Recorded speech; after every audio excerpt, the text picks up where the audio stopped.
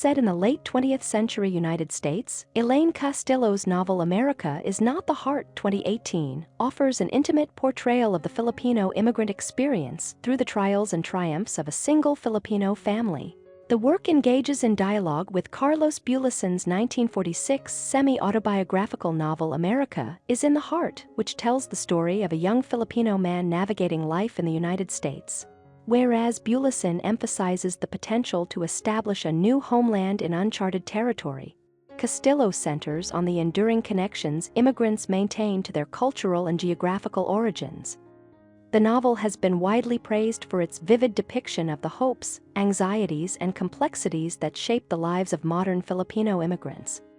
The narrative opens with a prologue in which a narrator addresses Pasita, or Paz, a girl growing up in poverty in the Philippines. From a young age, Paz dreams of moving to America. She eventually attends university and trains as a nurse. While beginning her first hospital job, she falls in love with a surgeon named Apollonio, or Pol.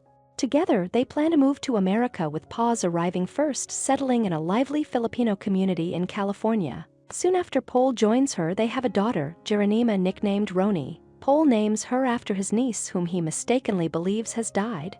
The story then shifts to Pol's niece, also named Jeronima. She tracks down her uncle and moves in with him, Paz, and Roni. Roni dubs her cousin Hero in admiration for a remarkable achievement, the details of which remain secret. The narrative revisits Hero's earlier life with Pol, chronicling her own path to becoming an aspiring surgeon. Hero forms a deep bond with the inquisitive Roni, seeing her as a younger sister. Together they befriend Adela and Rosalyn, a local grandmother and granddaughter, gradually intertwining their families' lives. Hero's past is revealed in intermittent vignettes. She had been involved with the Communist New People's Army, NPA, and engaged in relationships with both men and women. These memories carry trauma, including a period of imprisonment during which she was tortured and physically broken. Hero remains reticent about her past, slowly opening up to Rosalyn about her work as a doctor and NPA agent, as well as her 2-year imprisonment. Rosalyn develops romantic feelings for Hero, who initially resists, wary of vulnerability and preferring casual encounters.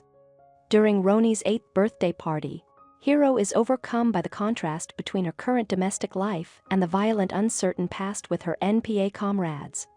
Eventually, she reciprocates Rosalyn's advances, leading to the beginning of a deeply passionate relationship.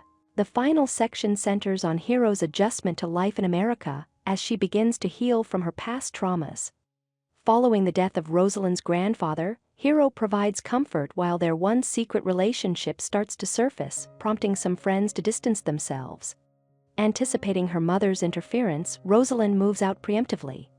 Meanwhile, Pol secures American citizenship but chooses to return to the Philippines with Roni rather than restart his career in the United States.